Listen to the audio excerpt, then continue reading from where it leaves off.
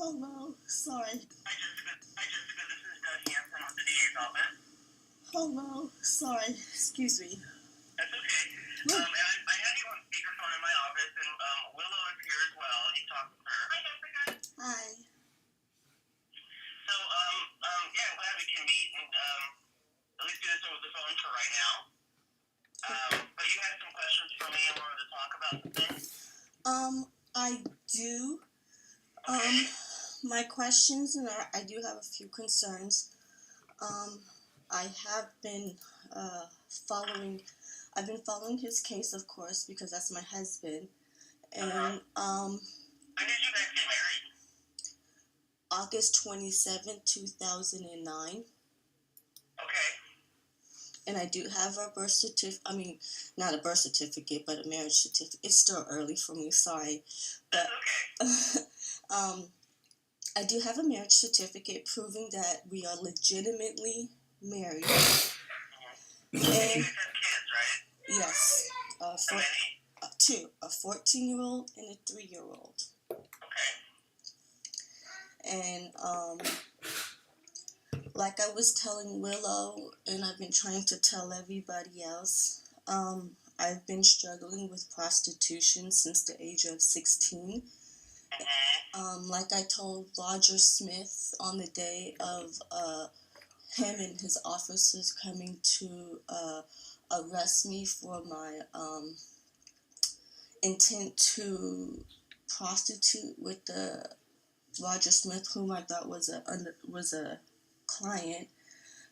But I had told Roger Smith, that I've struggled with prostitution from the age of 16 when Demetrius Jean Batchelor had forced me into this lifestyle of prostitution. And because of my family's background of being Christians and believing in God, my family had totally disowned me once they found out at 16, 17 years old what I was doing. So that's why I have struggled with it for a very long time. There's times that I do it, and there's times that I don't. Like I said, I've struggled with this for a while because I was introduced to it by a man that literally took me over state lines and beat me, and I've got 2 stab wounds from this man literally pimping on me. And I've tried to tell Roger Smith, that I actually know the difference between a pimp and a man that's not trying to pimp me out. And I've told him, things that pimps do and the things that my husband doesn't do. But it seems to me that Roger Smith kind of twist and turn my stories and decided to put what had occurred with me and Demetrius and try to make it seem like it was on my husband, because I literally told Roger Smith I've actually been in a pimp and pandering case. I actually was a vulnerable victim. I actually was beaten and stabbed and malnutrition and everything. So, I try to tell them that he has nothing to do with this. I had a job. I was working at Comfort Care as a caregiver. I was going to school for nursing, and I still am.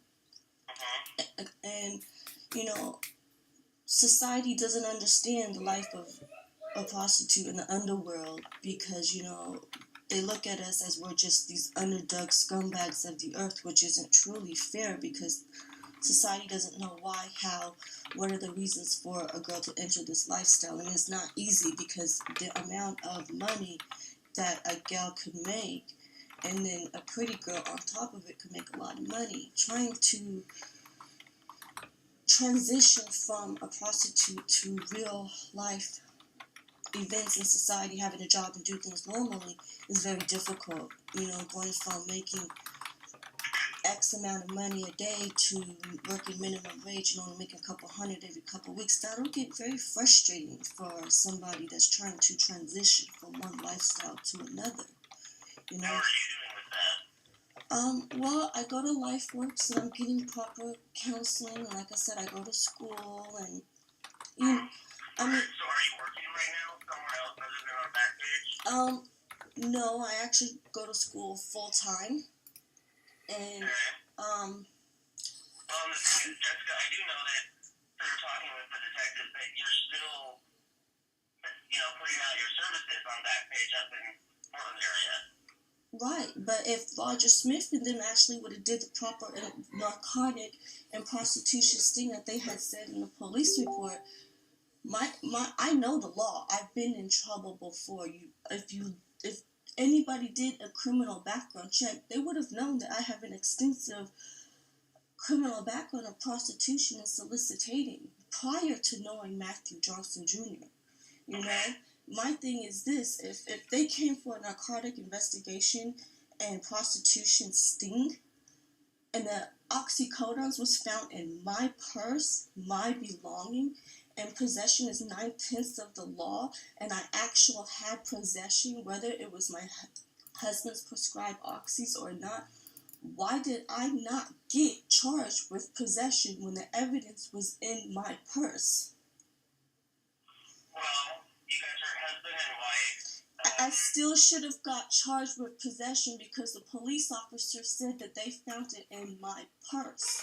If the possession of narcotic drugs was prescribed in my purse, and you guys are trying to say the reason why he can get delivered is because of his text messages, but he didn't have possession. If you guys are trying to say it's jointly, I should have got charged with possession. There's no way around it, period. I've been looking up, asking criminal defense lawyers about this because it's public. And you did it. You did it. You chose what you wanted to pick and choose what to prosecute and charge me with. If you're going to charge... Like I said, I could have charged you with possession of the prescription. It's a valid prescription to your husband. And he's in joint possession with you of that. And he's the one with the text messages trying to sell it. But Roger Smith, let me tell you what really happened. Because what it seems to me is that you don't want to believe the truth. You know, you want to subpoena me. You only subpoena me because I sent an affidavit. I'm not stupid. Like, this is the thing that's very frustrating. Don't prosecute an innocent man that didn't pimp on me, because that's not what happened. And you just said in your own words that obviously you still feel that I'm still out here doing what I have to do. But if Roger Smith didn't get me fired from Comfort Care, then I would still have my job. But unfortunately, you guys, because my Comfort Care told me that I got in trouble and that I got fired because I can't do that. So you know that Roger Smith is the one that called them and told them that? I don't know exactly who, but I know that somebody from Marion County called my job and said that I was fired because I was participating in illegal activities such as prostitution. How would my job know what I did and where I went if nobody went down there and told them? Well, I don't know. And I mean, everyone can look in public records and stuff. It could have been that anyone in your employment that would have looked at the public records and realized you got a conviction for the prostitution here. But nobody even knew anything. Nobody knew nothing. Nobody knew I left the town. Not even my husband knew I left. That's my point. Well, no, let's talk about that. You were in the hotel room with him. Just because I was in a hotel room with him, Roger Smith said that he was hiding. If you look up the word definition, hiding, you got to be placed underneath something. The closet door wasn't even shut. This man was sick, and I knew that. Come on, I'm not a stupid girl. A lot of people underestimate my intelligence, and that's fine. This man was sick, and I knew that. I knew he was sick. He came to stop me from doing something, and it was too late because Roger Smith and the officers had knocked on the door. And what would you do when somebody knocks on the door out of panic and scared? He sat right there on the ledge of the safe inside of the closet. But nobody wants to hear it from that. People wants to think, oh, he's a pimp because he was in a prostitute. But did Roger Smith say how they pointed at 2 guns at my husband?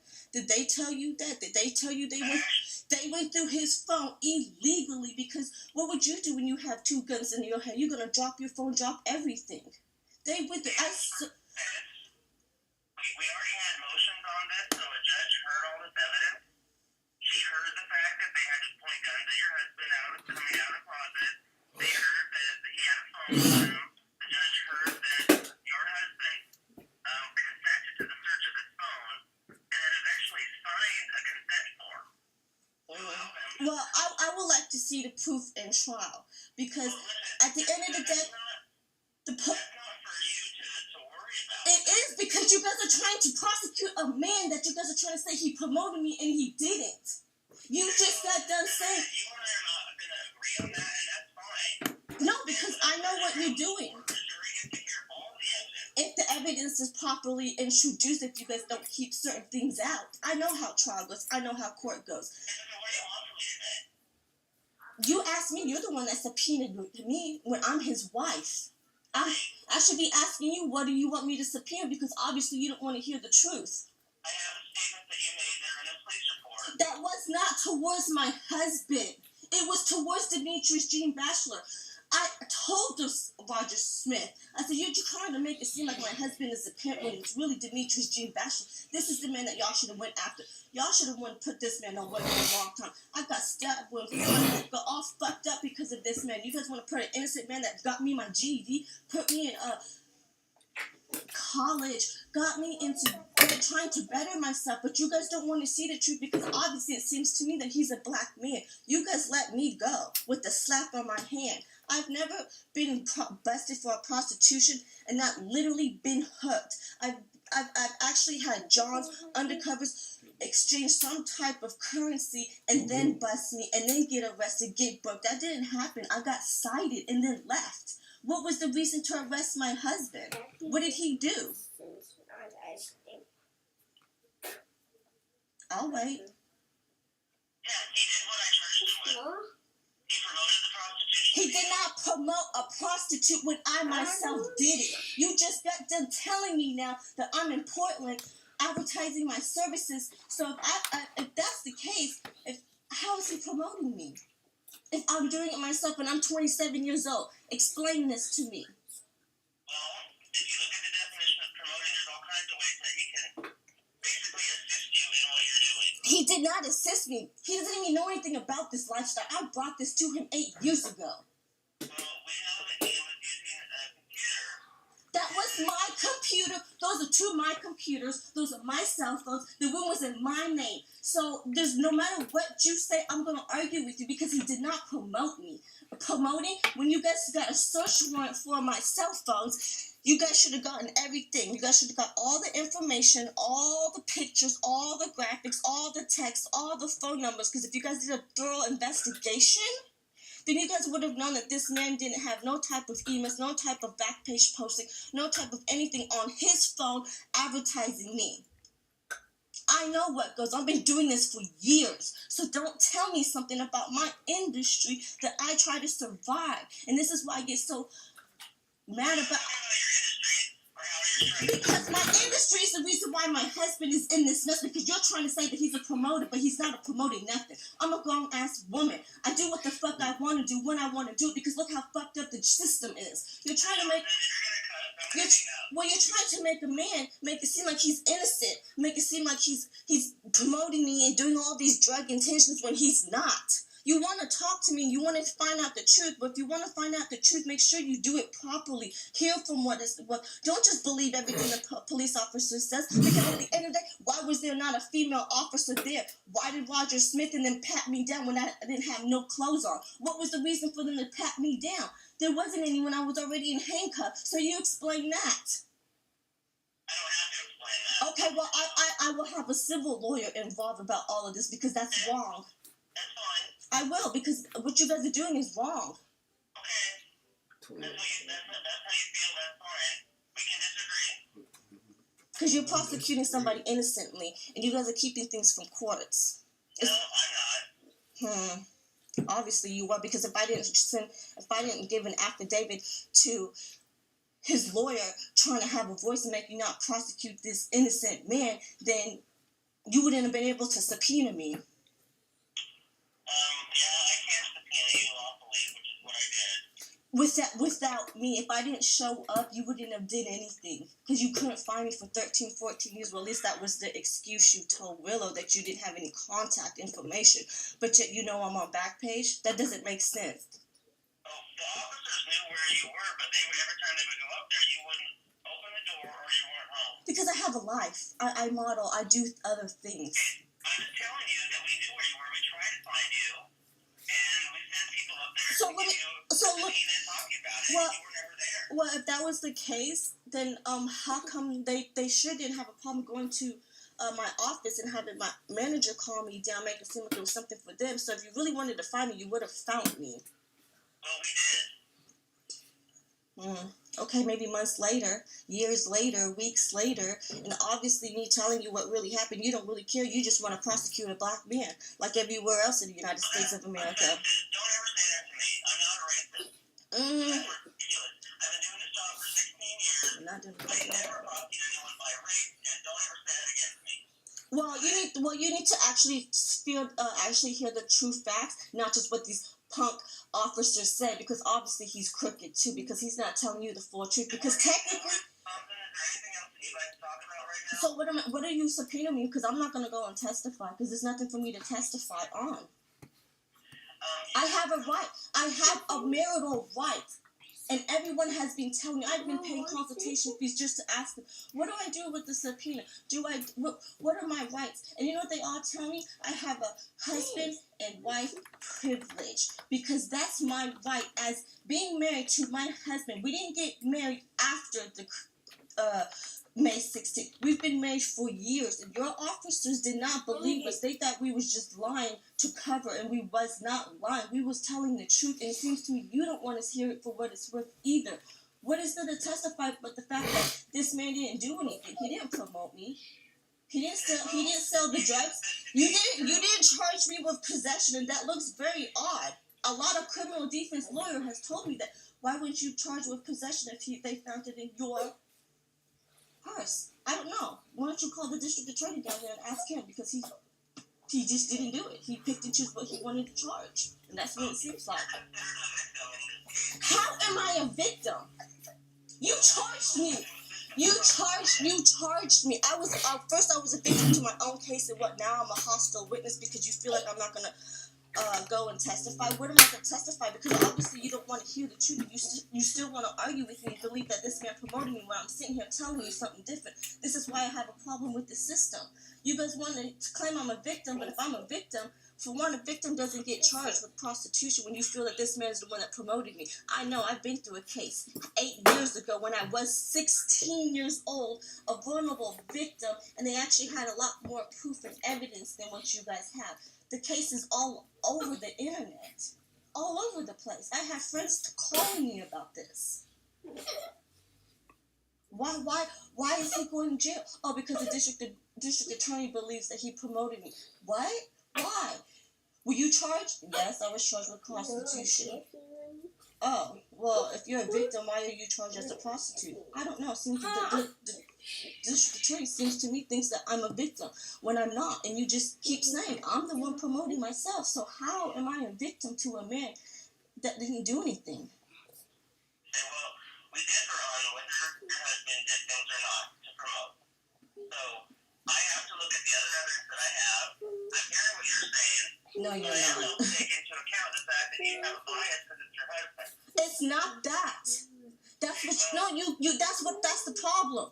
You think because it's my husband and then I'm just gonna help him. That's not the case. Because if that was the situation, what did you think? For one, his public defenders and y'all should have all investigated me a long time ago if I was a supposed victim. I'm not underneath the ACP. I'm not being protected of any of that. I know, like I said, I've been through it. I was a victim for a very long time. I'm not a victim anymore. I just use this to survive because look how society is. Look at it. It's an injustice system. There's things that you don't want to see the truth. You claim evidence, but you have it here from the horse's mouth that this man did not promote me. I know the difference between a pimp and a man that's not a pimp. You don't want to believe it, and I know why you don't want to believe it. But that's fine. But at the end of the day, don't put away a man that didn't promote me. Actually, I've offered him a chance at probation to not go to prison on any of this. But you want him to be a sex offender. You want him to be a sex offender for what? I don't want him to be a sex offender. I'm just saying Isn't that the plea? Isn't that the plea offer that you gave him? I gave him the plea to the promoting and the delivery charge. Right, and you want him to be a sex offender and then do 80 on each count. That's 160 months. Are you listening to me? I offered him probation. Yeah, after the first plea offer. When you told him you wanted him to do 5 years and he had to register. The presumptive sentence is 35 to 40 months on each count. I had my initial offer when he was his first lawyer based on his history because he has a very bad criminal history. Not dealing with sex crimes. I offered him 40 months total. And then when they came to me with more information about he's willing to do classes and really wants to do probation and stuff, I offered him probation. And so that's the current offer. He has till 5 o'clock today to accept my probation offer. Yeah, but probation and what? Just probation? Or probation and having to register as sex offender, do sex offender conditions and do penographs and all that over what? A drug? I've never heard anybody going to being charged with drugs and then having to do sex offender standards without doing a sex crime to a child or being a peeping Tom or anything dealing with any type of sexual acts. I've never seen it done. So why are you trying to make him a sex offender? You want to listen to me? Go ahead, talk. Promoting prostitution by law, sex crime. I can't change that. I don't decide that. But can you prove that he promoted me? Because here you are, you're on the phone with me on a conference to hear my side of the story, or at least supposedly, but you don't want to listen to what I have to say because you still feel in your heart that he's a big-time pimp, and that's what you want him to be. You want him to be a pimp. You want him to go away for promoting prostitution. No, that's not correct. Yes, it is. What I want. I'm doing my job. Well, you're not doing a very good one because you have me. If I'm a victim, like you claim, then why are you not hearing from the victim's horse's mouth the fact that he's not a pimp? Why don't you go look up Demetrius Jean Batchelor and look up his background, and then why don't you compare it to Matt's? Because I can. Have you reported that man to the police about what he did to you? Who? Demetrius? Yes. Yes, he went to jail for a case for pimping and pimp. I've been through this before. This is why I'm upset because I see the BS. It's like, this man didn't do this. He did not promote me. This man did not have, you guys don't have evidence of him posting me on Backpage or any other sites that girls go on. You guys don't have that. You guys have what the police officer says. That's hearsay. I told Roger Smith what had occurred, what a pimp does with me and Demetrius. Now, obviously, from what it seems like, he took that and switched it and made it seem like it was Matt, because I specifically gave Roger Smith an acronym. I said, I am my own pimp. P-I-M-P. Excuse my profanity, but this is what it says. Pussy is my profit. That's what pimp means.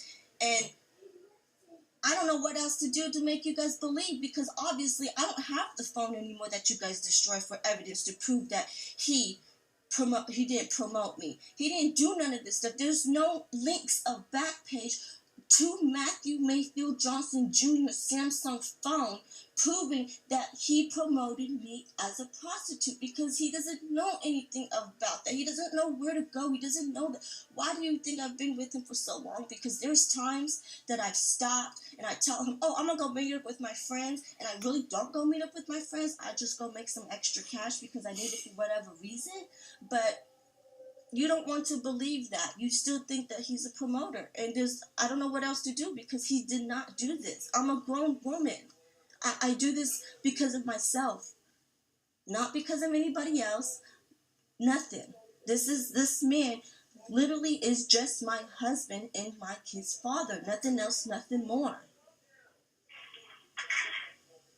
Well, the problem is that neither you or him said anything to the police about why he was there, that he had just come to rescue you and stop you from doing this, and that all of a sudden the cops showed up and he got scared and hid in the closet. You and him, none of you didn't say any of that to the police. Okay, so let me ask you this: if the charges is delivery of an oxycodone within 1,000 feet of a school zone and promoting prostitution, well, in the beginning, when I got cited and you guys arrested him, and I checked his charges. First, he had compelling, promoting prostitution, unlawful possession, and promoting prostitution. But now you only have deliver and promoting.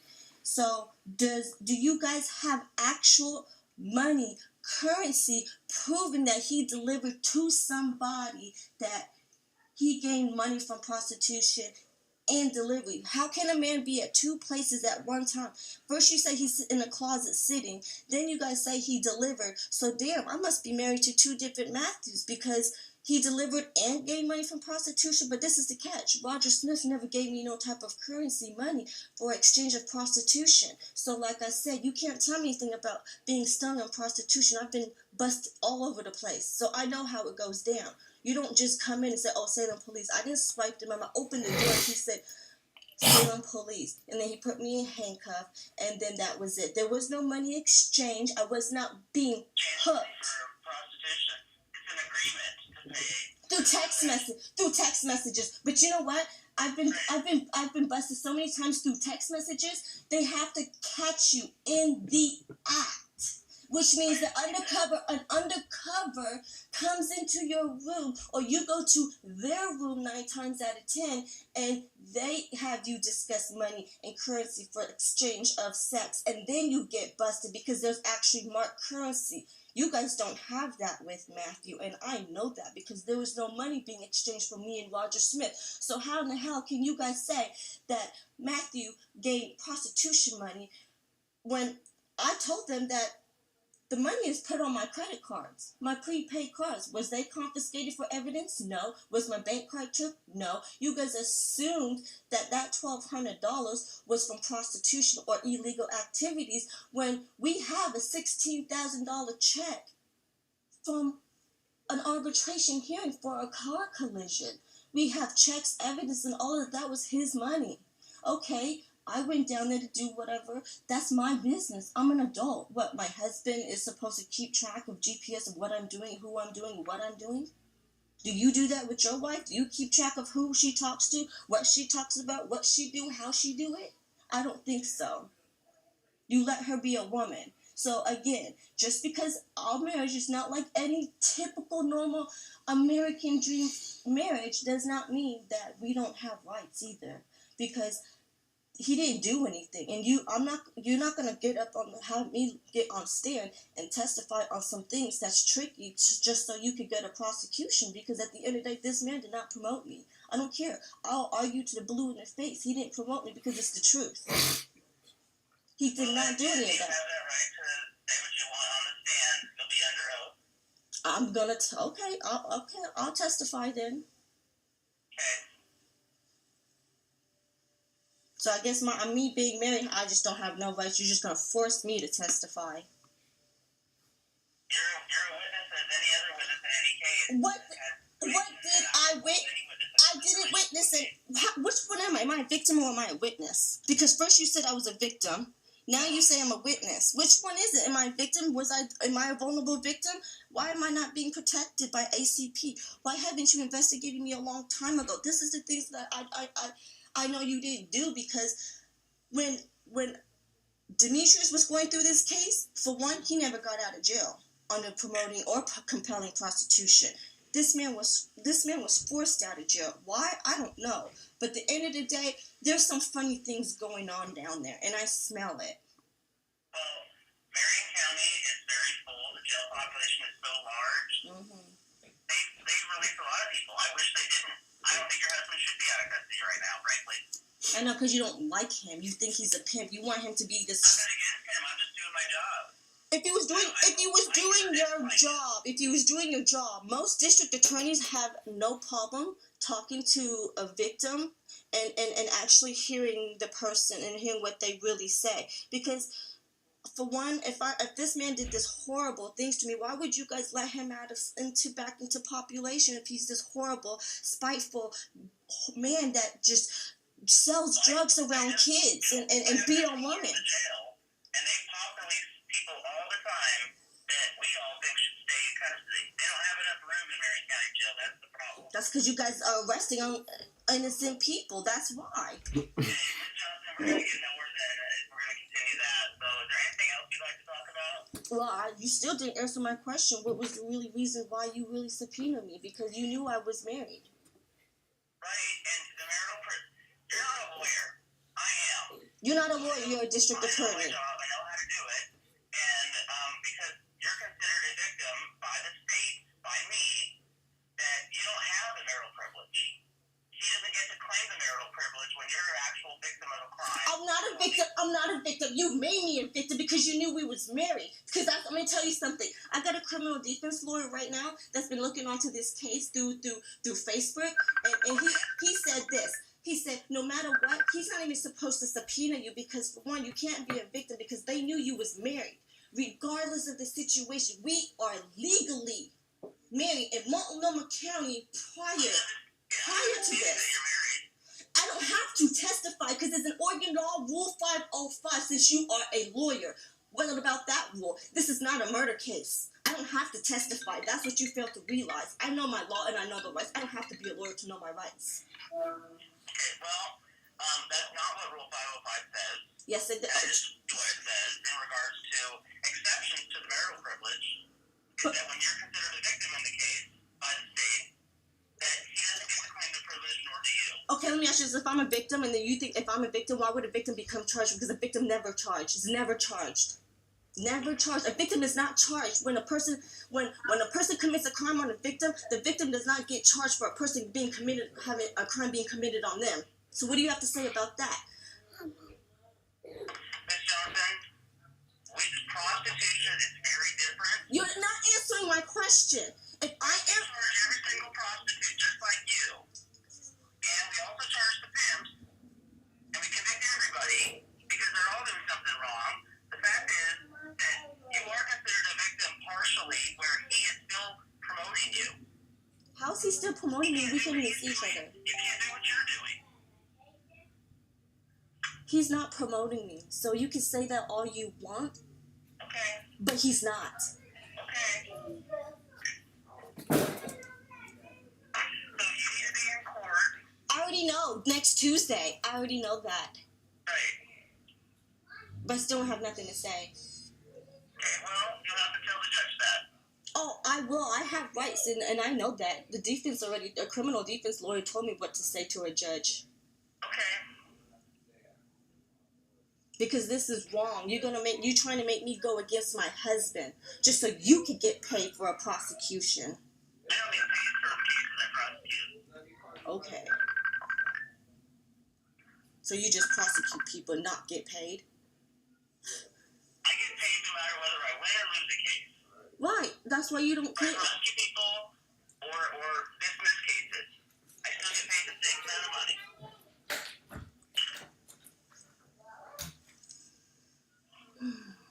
This is very frustrating because it seems to me you believe your officers that are very crooked. They don't really have a very good rap sheet on themselves. And So the problem is neither do you or your husband. You both have terrible criminal history. I don't even have misdemeanors. I don't have a felony. Like I said, if society wasn't so jacked up, and maybe you guys actually look into it, not just judge us because of a stupid black and white piece of paper, maybe there would be a better this world would be a better place. But no, you guys want to stereotype and go off of black and white stupid pieces of paper than actually give people credibility and chances in society. But you guys don't, because neither one of you guys got a good criminal history. Okay, and I'm very educated. That doesn't mean anything. I'm giving him a chance. No, you want him to be a sex offender and be around his family and kids and take probation? I've already offered him the chance to plead to both of the counts, to do probation, not go to prison for a very long time. And I told his lawyer that he can have immediate contact with you, immediate contact with your kids. How, when I'm a victim? If I'm a victim, how are you supposed to have contact with me? Look, this is what I'm saying. You're the one that's getting yourself caught up because Demetrius can't have no type of contact with me if I'm a victim. And he compelled and prostituted me and took me over state line and have domestic violence. Matthew and I don't have any domestic violence on us. We don't argue and That's fight. one of the reasons why I said I was fine with him having immediate contact. But what about sex offender? He's got kids. How can he be around his kids if you're trying to make him do sex offender standards? Well, if you listen to me, I said that he would have immediate contact with the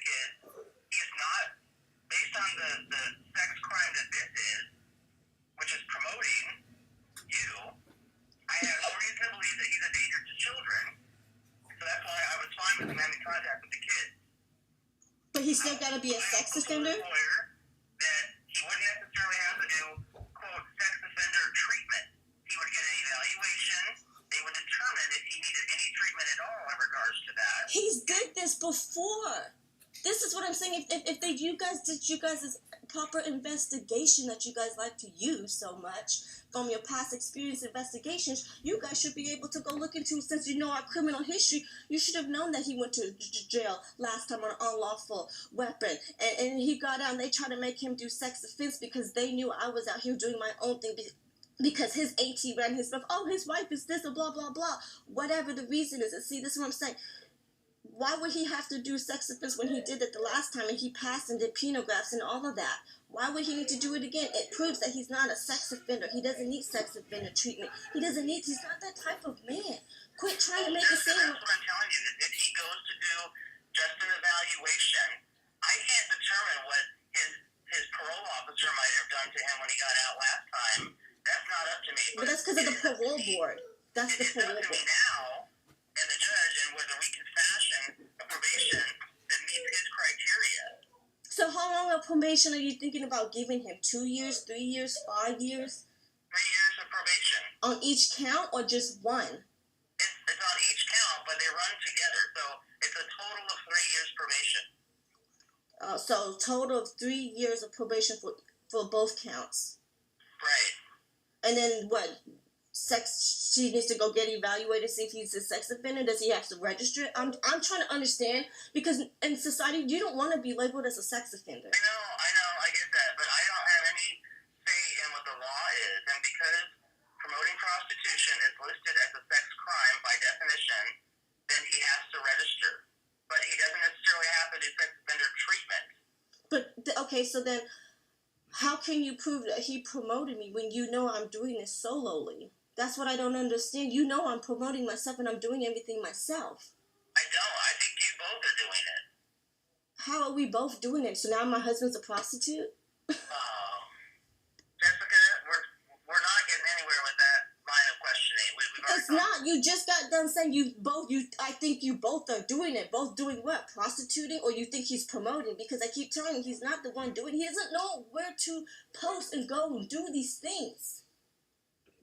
That's what you don't get. If you would have looked on my Samsung phone with the pink case and did an actual proper search warrant and looked through it, y'all would have known I had more than one email account. Why did I have more than one email account? Because I was modeling. I was escorting. Personal. School. I had a USB card. I had a laptop for school and a laptop to do illegal things. Because I'm trying to get my life right. But society and the injustice system wants to look at me like I'm a horrible person when I'm trying to make it better, but society doesn't make it any easier because they're too busy judging. So how do you expect criminals not to go backwards when you guys put us in a situation? I got off freely. I've never been on prostitution and never just got a fine. Never. I've only been on probation, had to do classes, community service. I had to do a whole 9 yards. I was like, what? $120 fine? Oh yeah, I'm out of here. Bye. I'll never come back again. But I don't want you to put away a man for my you are though. You're trying to make his peers in Salem to make it seem like he promoted me when he didn't. I'm stressing this to you because it's the truth. I put this on my son, my life, on God. This man did not promote me. I brought this to him. There was times he didn't even know I knew how to do this until years down the road. I said, oh, by the way, this is where all the money's coming from. And then that's when he grilled me. It's like, oh, you don't need to be doing this. It's dangerous, and it's this, and it's that, and blah, blah, blah. And I did get a job, and I did go to school, and I did proper things. And then, like I said, making life transition is very hard when you lived it for one way for so many years because society doesn't want to give me a chance. It's not fair to me either. Because just like you said, oh, you have a very extensive background. Well, if that's how you feel, then just imagine how the people in my own backyard feel if they was to see the things that you say. And I'm not even that type of a person. I'm a very highly educated young woman. around the wrong idiots that got me stuck in this lifestyle, and I don't have family support like everybody else. The only support that I have is my husband. He's trying to change me. It's not easy. You go see these nasty freaking perverts. You go see them. When you don't have family and friends and you've been isolated from the world for so long, what are you going to do? But try to survive and make sure my kids are okay. I got back in school because I don't want my kids to be taken. I love my kids. But at the same token, too, society backs me up in a corner. I don't have the proper support that I need. And you guys are trying to take away my backbone. And it's not fair because it's my wrongdoing. It's my wrongdoing. Had I not went down to Salem to try to prostitute to make the extra $500 for my rent, he wouldn't be in this. Everything you're saying, I don't disagree that you're probably a great mother and that you love your kids, but he needs to be held accountable for what. But he didn't do it. Okay, I can understand the whole text messages and all of that, but at the end of the day, too, you have to do things through according to the law. We have constitutional rights for a reason. They didn't have a search warrant to go through his phone. They didn't. They put him at gunpoint. He dropped his phone. He didn't even do anything. What would you do if you had two officers with guns in your face, knowing that you're black and what's been going on in the world? Officers killing black folks. Would you be kind of scared? Would you? Having two guns in your face, wouldn't you be a little bit freaked out? You're not going to just, I'm going to go through my phone, screw the officers. You're not going to do that.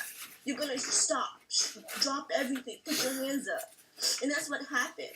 I mean, if they're going to tell the truth, officers need to tell the truth and not manipulate their authority. Because if that's the case, then, they kept the whole lot out. There was no female officers to frisk me or arrest me. None of that. It was all male officers. And I think that's very strange. You're coming to a prostitution sting, but there's no female officers. I've never been busted for prostitution, not one female officers there. Why would they need to touch me and frisk me down? I had nothing on but a fishnet that was see-through, and you see everything. You could see my tits and everything. What was the reason for them to touch me? Why did they need to arrest him? He didn't do anything. They came for me. The probable cause was me because I texted Roger Smith. That was me doing, not him. He just came there trying to tell me something, and I didn't tell him the truth. I didn't tell him. Did he know where you were? Actually, no, he really didn't know I was. I went down there with my friend Angela, who's another girl that does the same thing what I do. Because he knew Angela, he didn't know that she did the same thing. That's what I'm saying. Just because you married does not mean you know everything from your spouse. How did he know where you were to go find you at that hotel room that day? I called him and told him where I was because he knew what time I got off the school and I wasn't home. Angela had came and got me, and I already went down to Salem. I already had this pre-planned beforehand. That's what people's not understanding. When I went there, yes, Angela and I, we was drinking, we was smoking, getting high, whatever. I didn't tell my husband that. I was very flustered with life.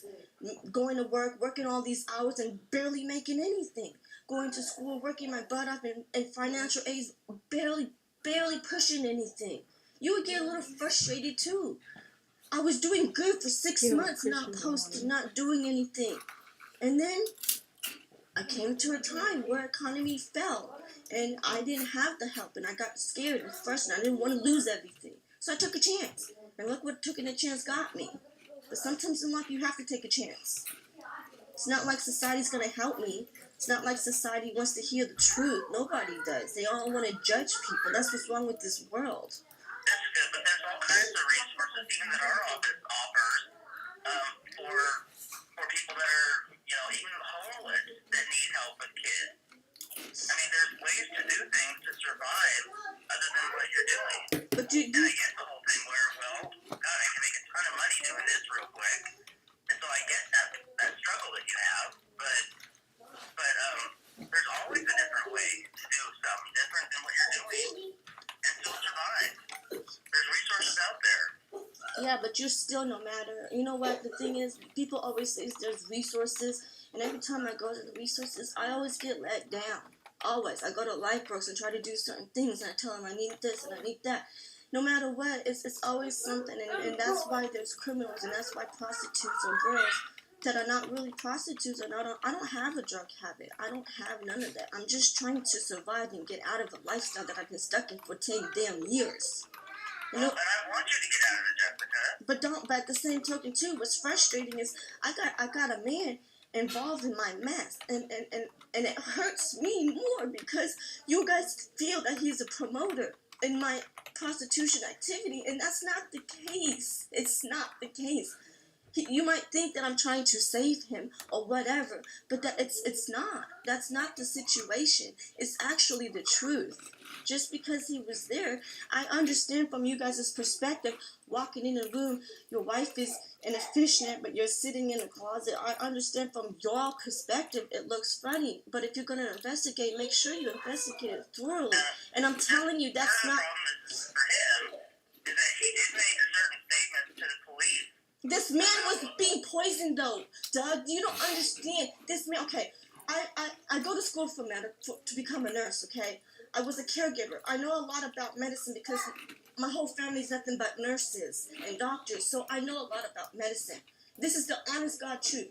This man has a family history of diabetic. His grandma and his dad were the diabetics.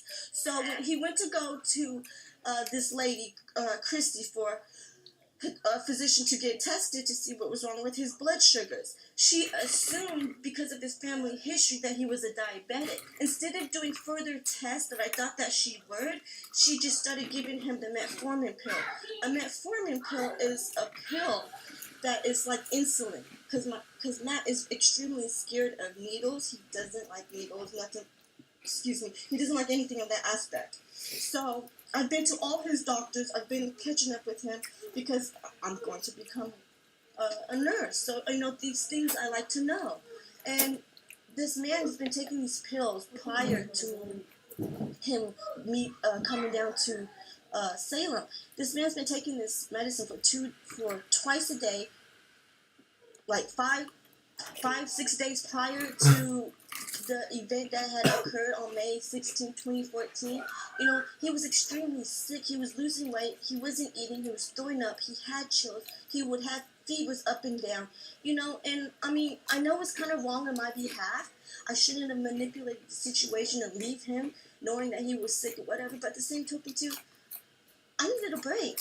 I'm human too, you know, I needed a break. I got frustrated with work, I got frustrated with school, homework was piling up, papers was due, rent was due, bills was due. I mean, you would get a little frustrated too. It's life. I'm human, you know, and I'm trying to do things right and make transitions. But at the same token, I was like, screw it. I'm going to make my life easier. At least, well, I thought I was making my life easier by going down there and make a quick couple hundred and come back, you know, but it didn't happen like that, and that's fine. But at the end of the day, I'm gonna keep stressing this because it's the truth. He didn't have nothing to do with me advertising, you know. I went down there myself. I knew what I was doing. I knew the chances. I knew there was going to be a misdemeanor book, in and out, probation, community service. I knew that. And I was like, okay, whatever. Get caught, whatever. You know?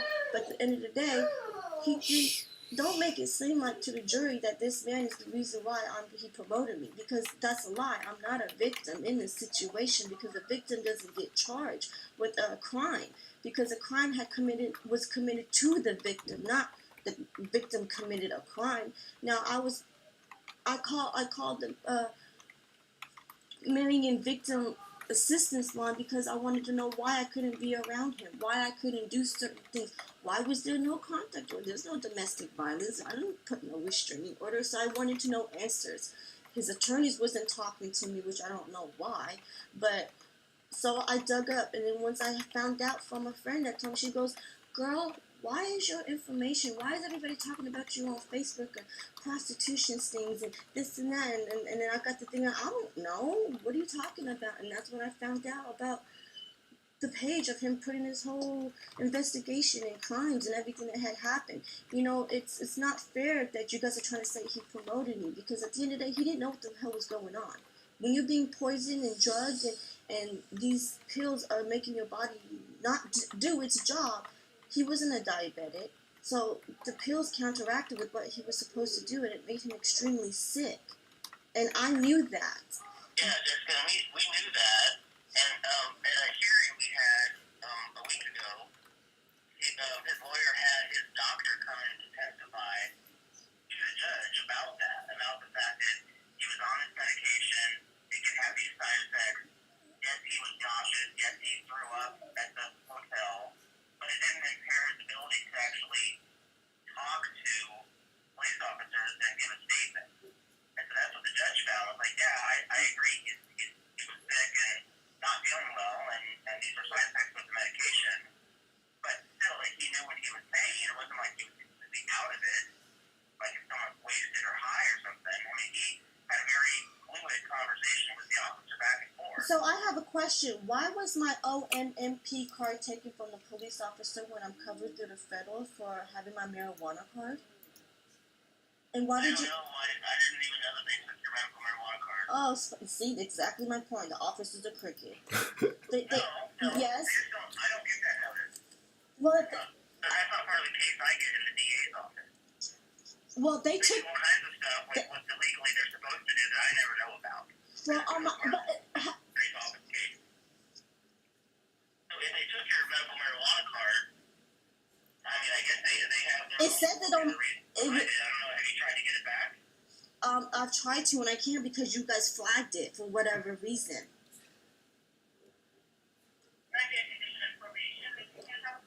I'm not on probation. I'm not on any type of criminal situation. Mm-hmm. I'm not... I would call them back just to say, look, I'm not on probation.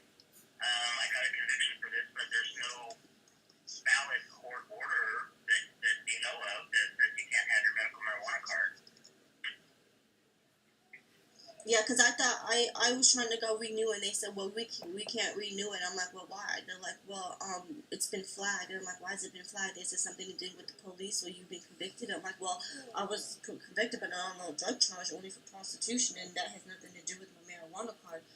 And I was covered by the OMMP, through the doctors, because I have my own medical and everything as well. And I was just curious on why that was taken from me. Yeah, I don't know that, Jessica, but I would call back the Oregon Medical Marijuana program and say, who can I talk to about getting this unflagged, and what do I need to do? And maybe it's calling Salem Police Department and saying, hey, is there a reason you still have my card? Can I get it back?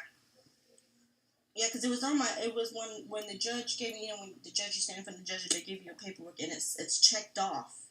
And that's why I figured maybe you might have known, because since it was already checked off that my OMMP, it said not to participate in OMMP, but I'm not on, You're not on probation, though? No. So I don't know why there would be any restriction. Yeah, I don't know either. Well, call the program back and then call Salem PD back, and then if you get nowhere, call me and I can try to look into it. But again, they don't get that information. Oh, okay. Well, so I just have another question. So, what are the type of the questions that you're going to ask me on trial or in trial? Well, really, it's kind of like,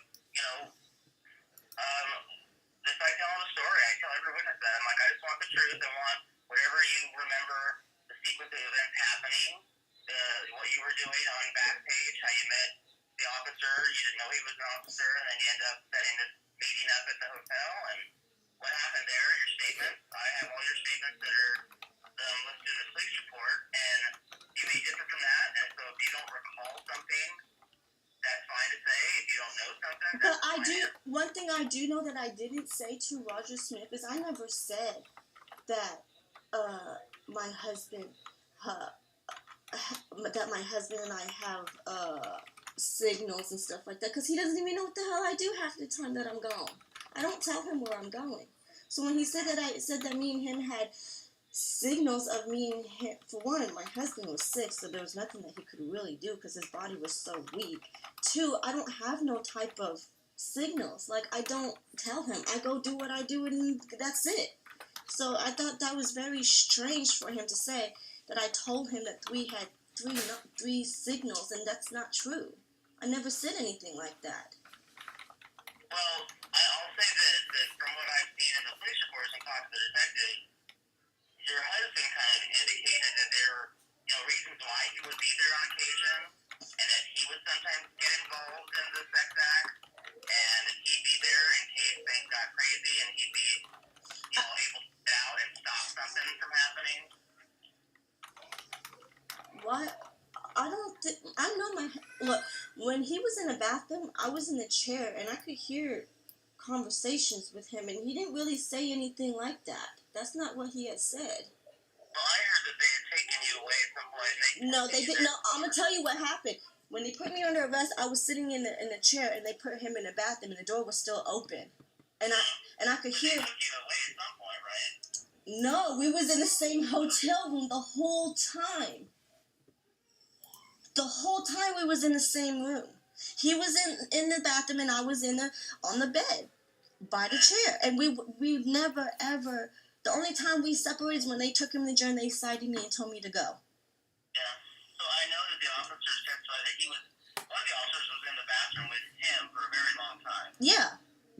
There was only one officer in the bathroom with him while everybody was going in and out, looking through my laptop. Officer Hernandez was the one that was with your husband. Well, there were so many of them I didn't know. Yeah. Well, anyway, but that's the one who was there. He testified at the last hearing about his conversations with your husband, and he according to everything he said, it matched the police report that he wrote, and it even indicated that at one point your husband did get sick and had to throw up in the toilet. Yeah, and everybody rushed in there thinking that they was fighting when he wasn't, and that's when they took him to jail and invited me, and that was the case. That was it. Yeah. But so there's a lot of conversation that took place between the. But I do have one major thing. The police officers did something wrong because I specifically told them, "What are you here for? And you have everything that you need, so you might as well go ahead and book me." Why didn't they book me right then and there when I told them that? A lot of times. Isn't that? And I'll be honest, just like I said, our Marion County jail is so full that you would have been pop released in a heartbeat. That's fine. That's fine. Book me, release me, do whatever. But at the end of the day, I still asked to be booked to have a representative, and they didn't do that. So what's the point of reading me my Miranda rights, and then when I tell you, what are you here for? Why are you booking me? Whatever.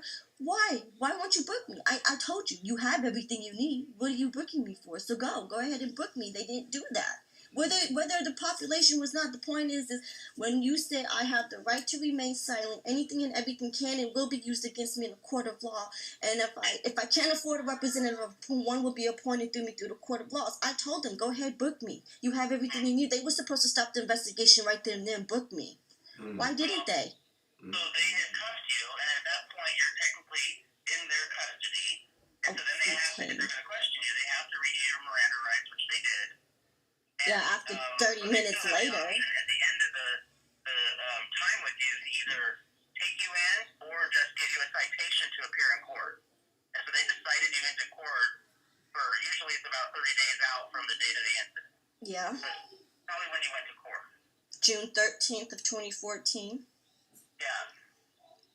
So that's very common, especially on any misdemeanor charge. Unless it's a mandatory arrest on a domestic violence charge, they'll cite people into court. I've never been cited for prostitution. I've always been booked in and then got recogged out later. Probably based on the county that you're in. Everywhere. I've been all over this world and never been cited. Salem was the first time out of 10 years of me ever being busted that I was ever cited. And I thought that was strange. I'm not being cited. What? Okay, I committed the crime and I don't have to go to jail. That was weird. Well, and like I said, it's probably from your experiences in other counties and stuff, it's different, but it's very common here to just get a citation. For a misdemeanor, any misdemeanor, or just a prostitution misdemeanor citation? Oh, most misdemeanors get cited, and except mandatory arrest on misdemeanor assault or domestic violence, they have to arrest by law. And I think the new Dewey statute changed too, where they have to actually take them in and book them on a DUI. They usually get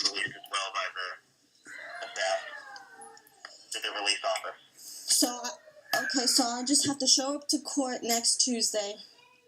And my biggest thing is, how am I going to get down there when I don't drive? Legally, that is. How did you get down here before? I was down there with a friend. Okay. Is there any way you can have a friend drive you down here? She's not even here. That's the thing, because I've been trying to call her, and she's not even in town. And I've tried to call my mom, or my stepmom, and my dad, but they're not going to talk to me. They're not going to do any. They don't even deal with me because of my activities or whatever. But who's going to watch your kids while you're here? My brother. I had to tell my brother to take a day off of work just so he could watch them. Mm-hmm. And do you not have a driver's license? No. Okay. It's suspended. Oh, okay. Right. Well, I was just going to say, I was trying to figure out why you couldn't make it down here. Do you not have a vehicle either? No, I don't have a car. All I did was take the bus everywhere here because everything is so close by. I never really needed a car. To pay for, because I think you said you could take the Max from your place into downtown Portland, right? Yes, the Max will take me straight to downtown Portland, yeah. You'll be able to catch a Greyhound or the train down here to Salem from Portland? I guess if I have to, I'm going to have to. But then the thing is this, I'm going to have to take a taxi from the Greyhound to the courthouse unless they have a bus that goes from the Greyhound to the courthouse. We could probably get a taxi for you from the train station isn't very far from downtown Salem, and I think the Greyhound bus might even be, actually I think the Greyhound stops at the same place as the bus station, which is probably less than a mile from the courthouse. Yeah, I'm going to just have to look it up on the internet to see exactly where it's at, because I know I can't be late for something like that, because I do not need a warrant for my arrest. I'm so petty. If you can check the schedule for that, and then let us know what time what time because I know it says this is half hour prior to meet you at your office before 9 o'clock. Right, that's standard for every witness who gets a subpoena. If you can be here by 9, that would be good. And why I say that is that's when the trial actually starts. And so Judge Tripp, who's our judge, she'll want to make sure that before we start selecting a jury, that everyone's there and ready to go. Okay. So Willow can stay in contact with you, Jessica, about arrangements to get here and work with you with that. And then if you're here by 9 o'clock, and Willow can meet you and take you over to the courthouse where we're going to be. It's right across the street from our building. So if you can find a bus or train that gets you to Salem by 8:30 or 8:45, then we can have a taxi pick you up and bring you here. Okay. And Jessica, it's clearly up to your husband and his lawyer. They're talking about the offer I've made. So the lawyer knows to get back to me by 5 o'clock today. That's the deadline to accept the offer. If he does decide to accept that, we'll call you and let you know what's going on. If he doesn't if his lawyer doesn't call me by 5 today, then I'm expecting we're going to go to trial. Okay. So he has till the end of the day to accept this offer of probation. Okay. So we'll be in touch and we'll let you know what, if anything, we hear from them by 5 today.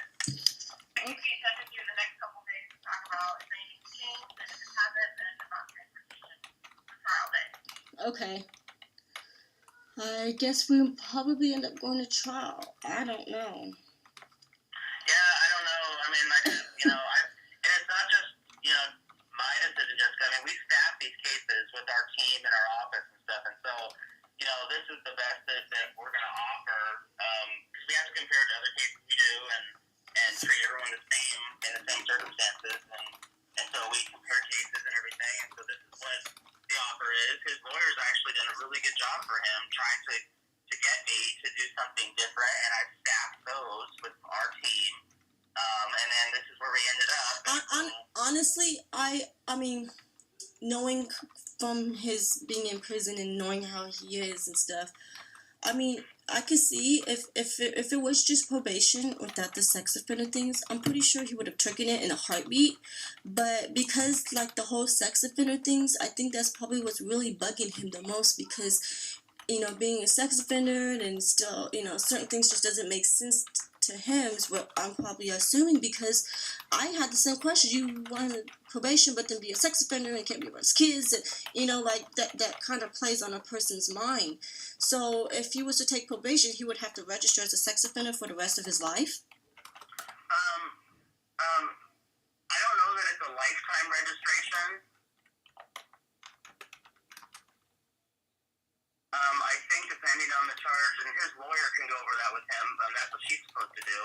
But there is relief from registration after so many years, I think, and it just depends on the crime. But I imagine because it's a C felony, that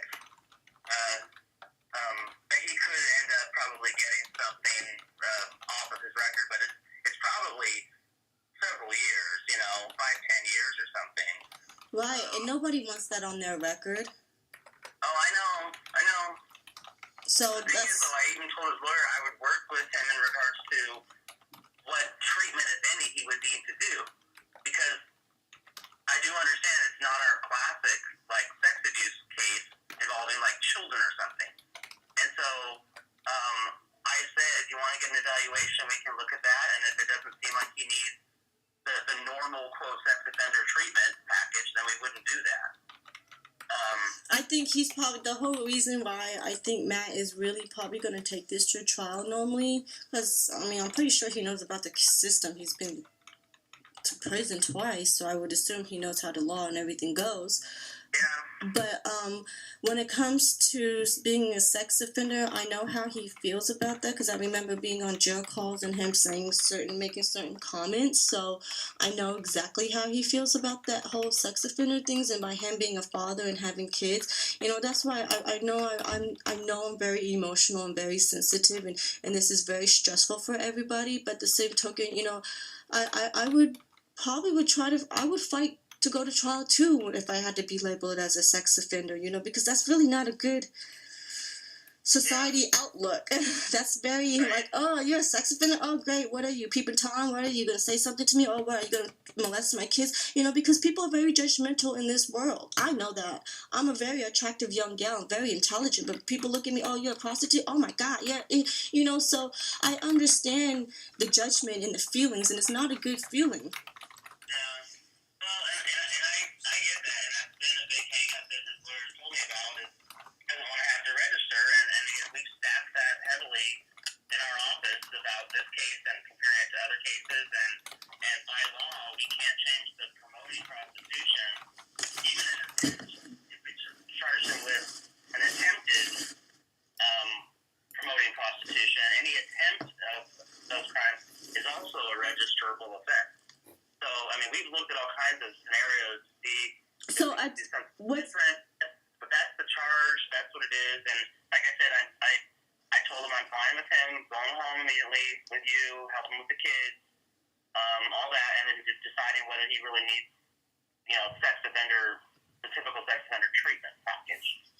Right, but knowing how he is, if this has been going on for 13, 14 months, it's been going on for a while, and well, he's gone through that. It's taken so long because Gale Rieder, I think, is his 6th attorney on the case. Yeah, after what I looked through online of his Facebook stuff and all what's been going on, it's been kind of a whirlwind. Whew. Yeah.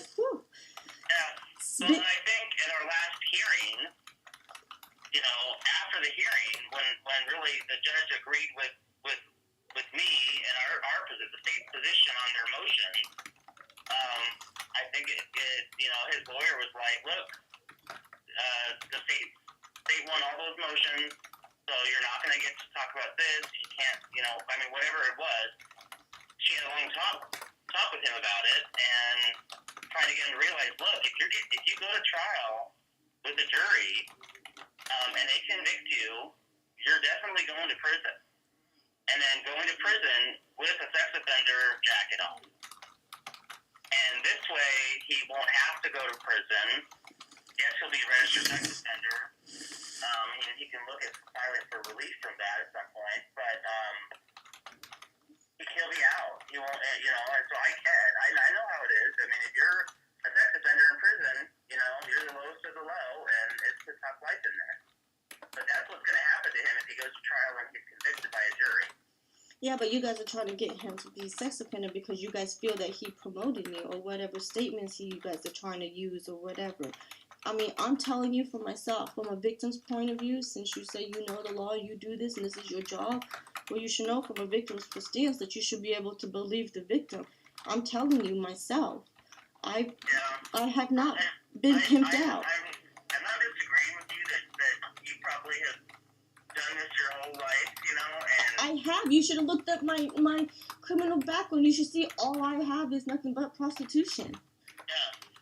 Well, and so I get that you do a lot of your own stuff and put yourself out there on Backpage and answer emails and text people and all that stuff. It's all you. But what the evidence that I have here from the detectives and everything else, and statements from your husband, and the stuff that was found and the text messages that were found and all of that, he is assisting in all of that. And that's the evidence that I have, and I have to use that. I have to go forward with that. How is he assisting me? That's the part that I'm so confused on. How is he assisting me when I'm the one that's promoting and advertising and going on photo shoots and I'm the one that's doing all of this. I'm the one that's advertising and promoting myself. So how is he partake in this? That's the part that I'm not understanding. How does he have any type of initiative in dealing with my illegal activity in prostitution? Well, even just based on some of his own comments, that he was there, he goes there with you, he will protect if he needs to, and sometimes he will engage in some of the stuff with you and the client. So all of those statements that you made. I think that's what I'm saying. I think they're getting the two men mixed up because Demetrius is the one that had partaken, and I told the officer, I said, Demetrius had partaken things. He promoted me. He, sent me on the streets. That was talking to your husband. It was Hernandez, and he's the one that took down everything that your husband said. So those are all, and it's in his report, and it's in quotes, and it's very detailed about what your husband specifically told Hernandez what he did. And he even said, I call myself P, stands for pimp. People expect that of me, so I just call myself pimp. No, I know that's not true because my husband would never call himself a pimp. He doesn't even talk like that. And that's really strange because that's not him. That's not who he is. He's not a... Well, I don't think he was being proud of it when they questioned him. I think he was like, I use P, it stands for pimp, and people expect that of me, I guess. So I don't think he was like, I'm a pimp. I don't think he was doing it like that. I think he was just... When they said, hey, what does this P stand for on your phone, and he finally comes clean with what it means, and those are some of his own statements. So what, are they going to use all these text messages and that evidence in the jury to say that this is what he is? Because that's what it seems like to me. All of that stuff coming in. All of his statements, all of your statements, all the evidence, the text messages, we have all of that. Well, that's... The detectives and everyone that did their investigation, they're going to be talking about what they found on the phones and laptops and all that stuff. Well, the laptops were mine. I even have proof from Aaron's that I have right now to show that I'm the one that purchased it and it's my laptops. I went to go get 2 different laptops because I thought one was going to break on me, and it had a double battery, but I found that's when I had by the time I found that out that I could get my laptop fixed, I had already purchased another laptop. So I was like, oh, screw it, whatever. I just have 2 laptops. And, and I had multiple phones. I had 2 phones, and if you've dealt with prostitutes, then you should know they have a lot of different numbers, a lot of different phones, a lot of different everything, and this is the thing I think is kind of odd. I didn't have any calls when I was down there in Salem. I had posted on Backpage, yes, I had text messages, but I didn't have no money on me. I myself didn't have any money because I just got down there. And when he seen my post the next day, which was that Friday, early Friday morning, and he still contacted me from the night before, trying to, oh, I'm sorry, my wife, that BS run down game that he gave, which I knew all tricks say. So I was like, oh, okay, whatever. And the thing that's kind of funny is that we had discussed money, but he is the one that said, oh, I'll give you extra, and I'll do this, and that's just like, he was just he was the one that was engaging it more than I was. I might have agreed, but there was no money, even there was no transfer. They didn't find any money on me or on in my purse or anything like that. I haven't hit any licks, so I'm not understanding how did he get $840 when there was no $840. I didn't have no calls prior. Well, I didn't have no. $100 is what your husband had on him. But that's his money with his own check. That's $1,290 of his own.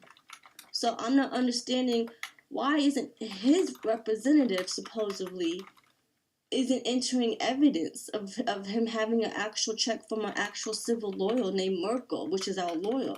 He's the one that gave us our checks because we both had a check cut out. But She might be. I don't know. They don't have to always share that with me. So a lot of their case, they don't have to share that with me. They have to tell me who their witnesses are going to be. They have to, before they offer an exhibit into evidence, they have to show it to me.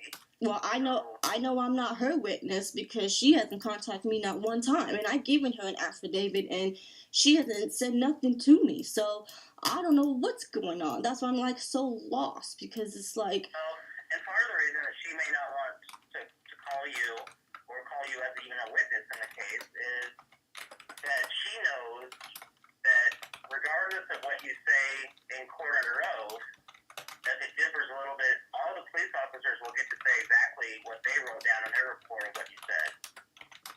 And so they're going to be testifying to that. And so she'll be like, well, I don't know that it's necessary that I call his wife. She knows that I'm calling you, so probably when and how that works is... It's cross-examination. I know that. And she'll cross-examine you, and we'll go back and forth until we're done, and then you'll be free to go.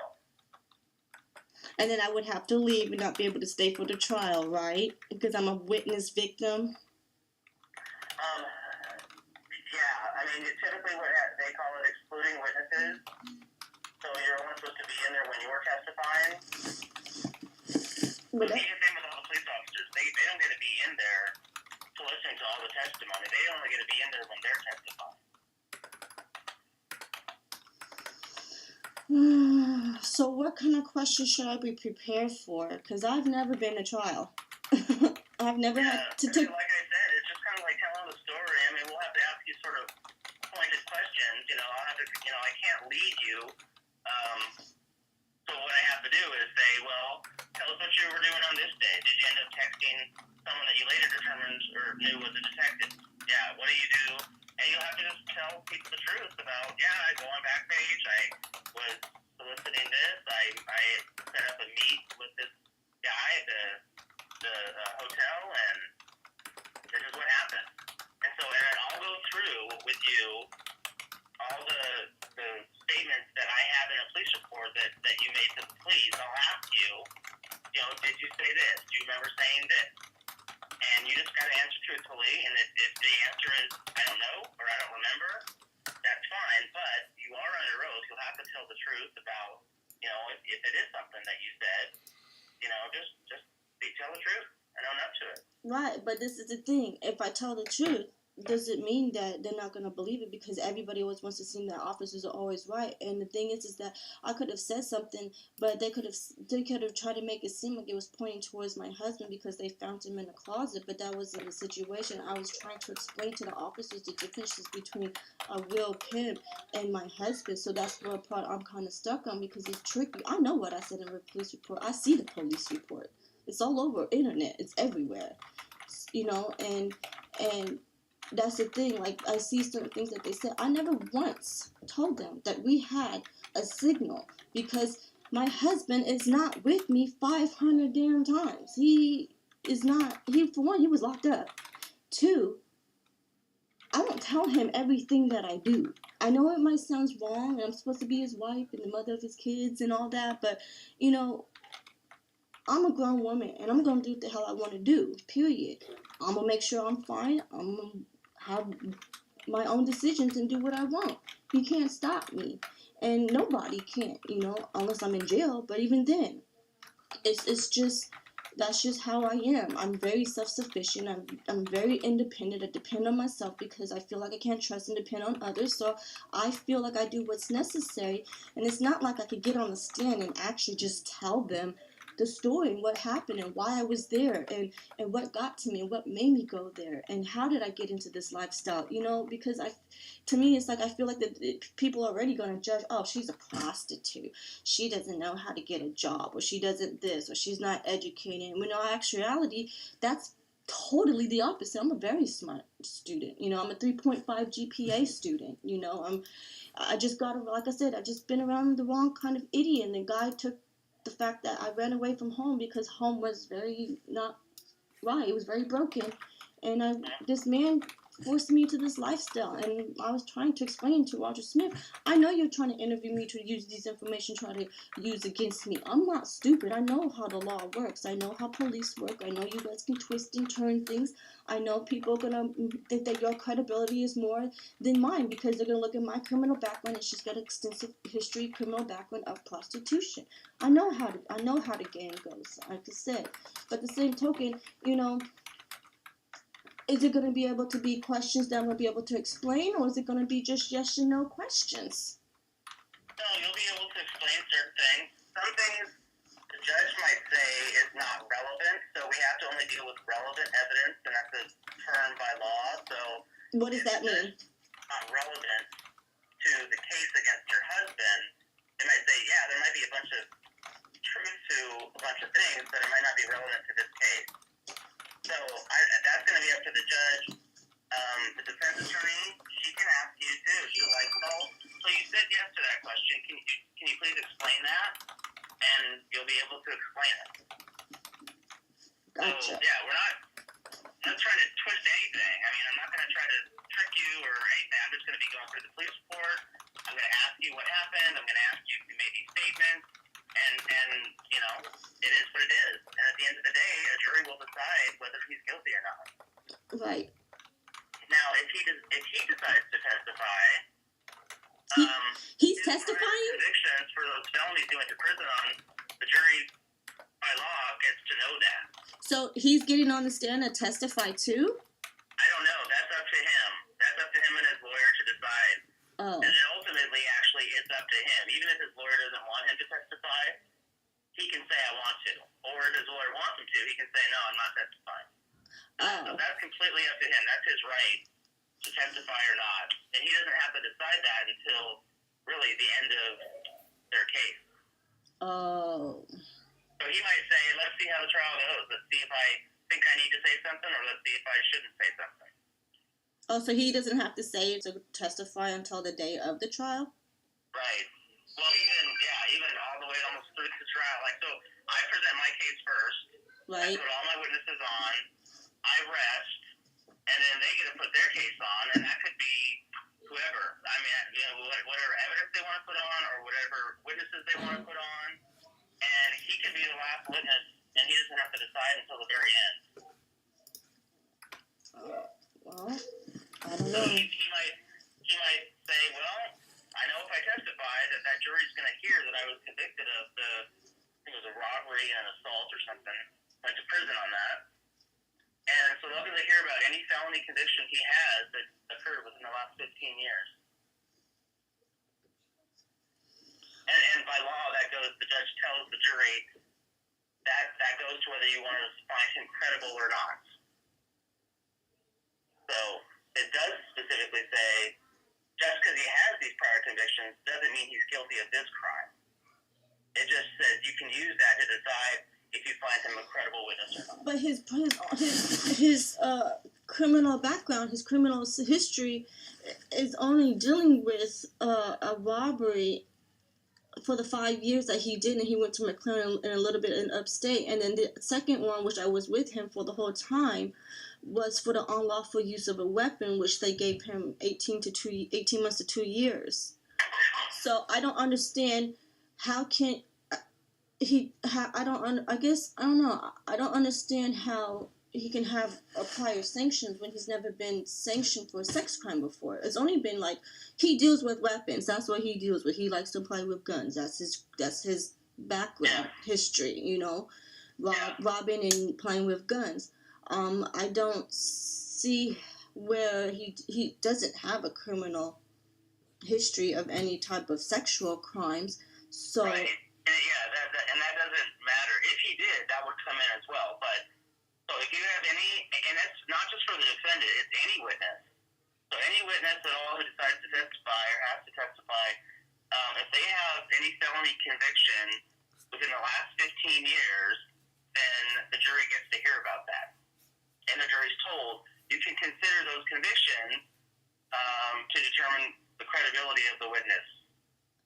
So it's kind of like using his criminal history but to decide on whether this person is guilty or something? Is that what you're trying to kind of say? No, not whether they're guilty. It's just, it says, jury, you get to decide if you want to believe him or not. So you heard from him, he testified, and because he testified, you get to know about these convictions, and based on those felony convictions, you can say, do we find him credible or not? Oh, okay. So you guys are trying to say, well, just because... Okay, I understand what you're saying. The jury can... Excuse me. I've been yelling at my kids, so I kind of lost my voice a little bit. So what you're saying is that if he decides to take the stand to testify on his behalf, the jury, which are his peers that will whether find him guilty or not, would decide whether his testimony on the stand is credible based on his criminal history, correct? Yes. They get to use his criminal history to help them decide if he was credible. Okay. If they believed him. Okay. Among other things. I mean, if he says stuff, and if he testifies, I'll be cross-examining him about all the statements that he made to the detective. Right. And he can agree or disagree with those. Right. So at the end, it's based on the jury that whether they convict him or not? Yeah, a jury will decide. They're the ones that get to decide if he's guilty at the end of the day. They'll go back after the case is completely done. We'll do closing arguments, and then the jury goes back to their jury room, and no one is in there except the jury. So I'm not in there, the defense attorney's not in there, he's not in there, the judge is not in there. It's just the 12 jurors that then talk amongst themselves in a private room and decide whether the state proves their case beyond a reasonable doubt, whether he's guilty.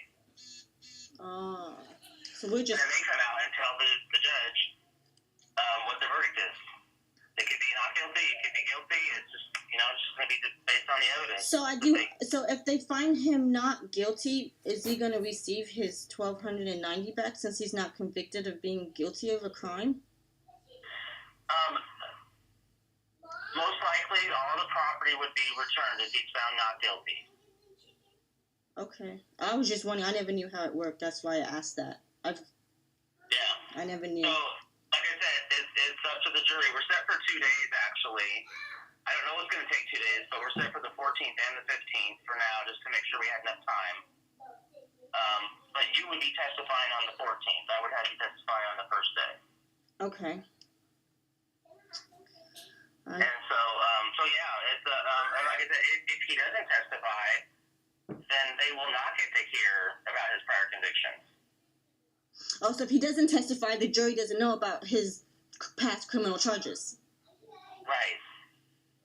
Oh, that's weird. Yeah, because it's all about whether he's credible. So, if he doesn't testify, and the jury's told that they can't hold that against him, then they don't get to know about his prior criminal history. So they're just only there just to hear what's going on with the criminal case at the moment. Right. Oh, it seems so complex. There's a lot of rules we have to follow in court. So does the jury have rules that they are given, or do they already know the rules? Do they know what type of case they're coming into to listen to trial? Yeah, so how it works is during jury selection, of people that are called in for jury duty. They're going to be brought into the courtroom, and we do what's called jury selection, where the defense attorney goes first. She gets to ask a bunch of questions of the jurors. I get to ask a bunch of questions of the jurors. And then we'll decide. They're kind of put in an order, and we have so many what we call bumps that we can use. So I can bump a certain person if I think that they might not be fair and impartial. Same with the defense attorney. She can do the same. So based on the question, so they'll get to hear from the judge what the charges are initially. And some jurors will say, hey, I don't think I can be fair on this case because, my daughter was into prostitution and I couldn't get her out, and I don't think I can sit and hear this case. So sometimes the judge will let people go just because it's going to be too much of a hardship for them to sit. But at the end of the jury selection, we'll have 12 or 13 people that will be sitting in the jury box that will be our trial jury. And they'll get to hear all the evidence and see all the evidence, and at the end of the day, it's their decision whether he's found guilty or not. Okay, it's only a couple days away. Yep, I know. And as I said, he has till 5 o'clock today to either decline or accept my offer. Well, if I could have talked to him, I would have told him the situation, but I can't talk to him at the moment, so it's kind of... Yeah, I know. It's not You're like... free to call his lawyer and talk with her. I've tried calling her. She don't call me back. Well, you might... What I can say is if you wanted to talk with her, and you called and got her voicemail, I know she gets that. You could just leave a voicemail that, about what you and I spoke about and what your thoughts were, what you wanted to let her know. I need to be very clear, though, with you, Jessica, that I can't talk to him.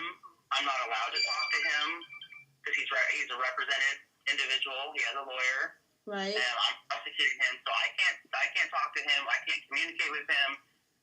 And so I want to make it clear to you that I'm not asking you to call and give a message to him or anything. Right. It's completely up to you whether you want to call and leave a message for his lawyer about your thoughts. But yeah, I can't have you give him a message. That's not for me to communicate with him. Yeah, you're the prosecutor. You're trying to prosecute him. Right. And, yeah. Right. And so it's not uncommon that family members or other people will talk to the defendant, talk to his lawyer, say, hey, I heard that this was the offer, I'd love him to take it, or I don't want him to take it. I mean, whatever it is.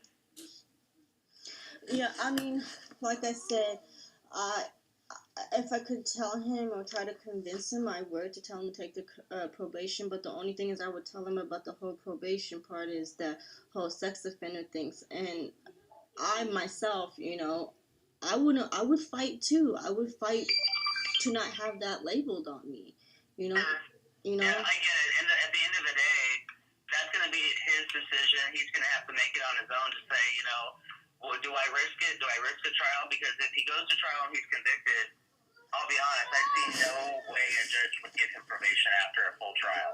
I see her sending him to prison. And I think, and his lawyer probably has even told him that.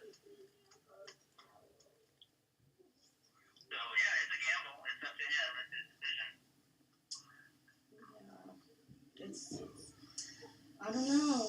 I don't know. I mean, I'm only his wife, and I feel bad because if it wasn't for me going down there, he wouldn't be in this mess. He wouldn't have to come look for me and figure out where I was. It's just frustrating. Yeah, I understand that, and I understand that you feel somewhat, guilty that you got involved. Well, yeah, because this is not his fault. That's why I can't stress it enough. Because had he not met me and had I told him the truth up front, when we first met, he probably wouldn't be with me. And most people, like I said, I struggle with it because people judge me, and I hope you see too, Jessica, that I really am giving him an opportunity here to do probation, to do something, good, even though he's been to prison. I mean, a lot of times when people have been to prison, like on that robbery charge, and they commit new crimes like this, that's why his what I told you before, his presumptive sentence, every case gets like a number and a letter, and he falls on this grid that a judge uses to sentence people that he should be going to prison for 40 months at least. And how long? For me to give him what's called a downward departure to probation is not normal, but under all the circumstances and what his lawyers in the past and Gale Rieder now have shared with me, I was willing to offer him a chance at the probation. If he completes his probation, he gets everything done, and doesn't get in trouble or violate his probation, after the term is done, he's done. I mean, he won't be looking at a prison sentence. Now, if he pleads and he's on probation and he violates his probation by, committing new crimes or, not doing what the PO is telling him to do or whatever it is, then he could be sent to prison. So it's like a suspended sentence then? Yes. Yeah, that's it. So, I mean, it's like, well, I mean, it's not, excuse me, a plea offer, I could say if it was just probation, but it's a probation, but then it's a catch, it's a suspended sentence, It's like, well, I see. The judge has to do that because he's on our guidelines. It's not going to mean much to you, but I'll tell you, they're both level 8 crimes, and he is a B as in boy on the grid. So an 8B is a 35 to 40 month prison sentence. So if the judge departs and gets in probation, the judge has to have that amount of time hanging over his head. So that's what his sentence is. They say we're suspending a 35 to 40 month prison sentence while you're on this probation. If you complete your probation, get everything done, great, you're done. After the term is over, you're no longer on probation, but he would you'll still never look at that prison sentence. But he would still have to register as a sex offender even though his 36 months of probation is done. Yes, there would still be that requirement, and again, that's up to his lawyer to talk to him about. Yeah, I honestly, I would fight too, because if you're gonna go to trial and you're still gonna send me for 40 months, either way, he's still asked out because if he's on probation, he's still got a suspended sentence of 40 months to still become a sex offender for something that he didn't promote because I'm the one that did it, and. Yeah, and he very well may just say, let's just go to trial because he doesn't want to do it. And that's fine, and then it's up to the jury. I mean, we'll all present all the evidence on both sides, and then the jury will get to decide, whether he's guilty or not. And like I said, the trial, though, like this criminal history and other things, we had filed what's called a Blakely notice, meaning we would seek aggravating factors to give him a longer sentence. And so technically, he could get, those two sentences, they could double from 40 to 80 on each and get 160 months or so in prison. Right, but I do have a question. Can you explain to me how I'm a victim and how I'm a witness at the same time when I've committed a crime? I've never known a victim to be a victim. So you're a defendant for prostituting yourself. Right. But you're a victim of his, and I know you disagree with me, but just hear me out. You're a victim of him promoting you. So even though you were doing it as well, he's also involved in having you do this. He's promoting you. He's not involved. Okay, just remember, we're not going to agree on that. No, because you're trying to say that you're explaining it to me, but he was not involved, and you just said I promoted and did this. I prostituted myself. So isn't that promoting myself if I prostituted myself? And if you charged me because you had enough evidence to charge me as a prostitute because I promoted and advertised myself on Backpage, yes or no? I can't charge, no. The answer is no. I can't charge you with promoting yourself. So by law, the promoting prostitution statute is that someone else is doing that. He didn't. And so I can only charge you with the actual prostitution. I can't charge you with promoting. Even though you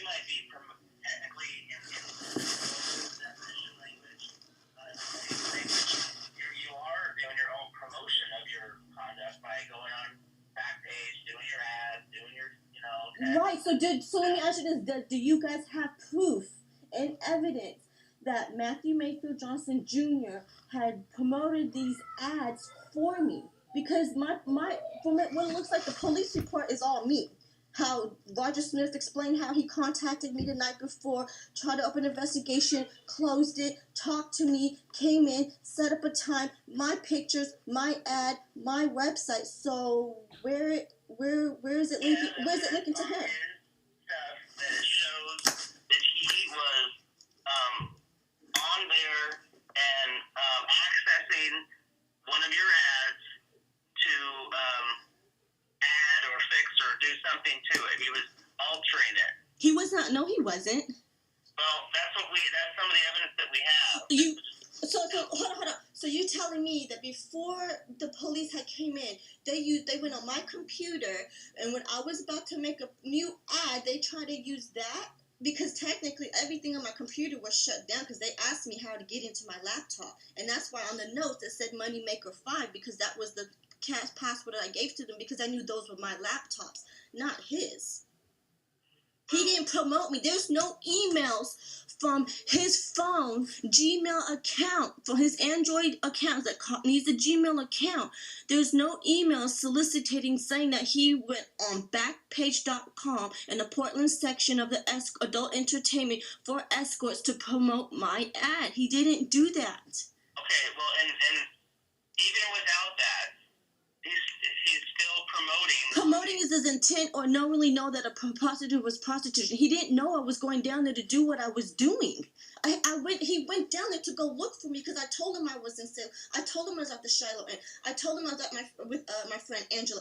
I didn't tell him what I was down there for. I didn't know he was actually going to come down here. I thought he was lying. And he came, and then that was it. I didn't tell him I had somebody coming. I didn't tell him that. That was none of his business because I knew it was going to cause nothing but friction and arguments and all of that, so I didn't tell him. So he did not know. He didn't know or anything of that. That's what's frustrating, because it's like y'all trying to say he knew or knowingly or intently knew that a prostitute was going to engage in a prostitution activity, when really, how can you know something when somebody doesn't tell you? There's no evidence from his phone or laptops proving that these are his laptops, that he promoted me on Portland Backpage or any other escorting sites, because I know that's not true, because I'm the one that did it. That's why it was easy for you to prosecute me as a prostitute, because all the evidence was laid out there.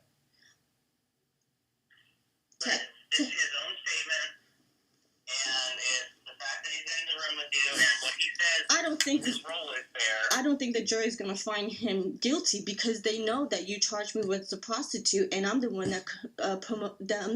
who marketed myself and made all the advertisements. Anybody can say anything when you're underneath any type of medications that you're not supposed to be taking. I mean, they knew I had a whole bunch of weed on me, but I had a right to have weed. So, I mean, at the end of the day, they should have known that he didn't do that. I was smoking. I was getting high. I was the one that was doing what I was doing. He came and didn't know. I didn't tell him. I don't think I should have told him.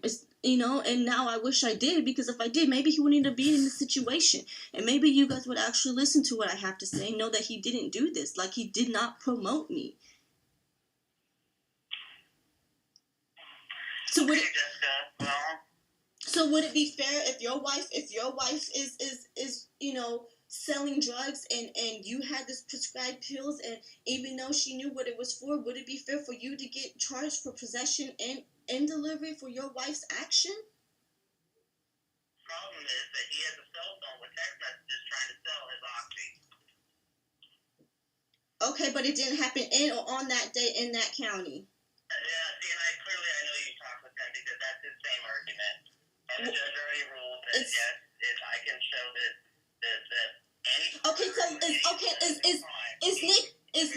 is Nicholas Peterson coming to the court to testify, since you guys are saying that he sold to Nick when Nick lives in Gresham, and I was down there and he was down there that morning? So when did he deliver to Nicholas Peterson? Because that's what. See, that's why I'm a lawyer and you're not, Jessica. This is called a constructive delivery. Duh. And that's my point to you. I tried to make to you earlier. Joint possession, which means him and I had jointly possession. So why did you not charge me with possession? If you're trying to get him for delivery because of text messages when the possession wasn't in him, and it's constructive because it wasn't physically on him. I know the rules. Constructive delivery means he doesn't have to actually have it on him. Deliver it to anybody. You're right. I know that. So again, you did not charge me with actual possession because it was on me in my property, in my purse. He should only get constructive possession because it was on him physically. If you're gonna try to say possession through jointly, well, you mischarged me because you didn't charge me with possession of oxycodones because they was doing a narcotic and prostitution sting, and that's illegal. I'm not supposed to have somebody else's prescribed pills on me when it's not mine.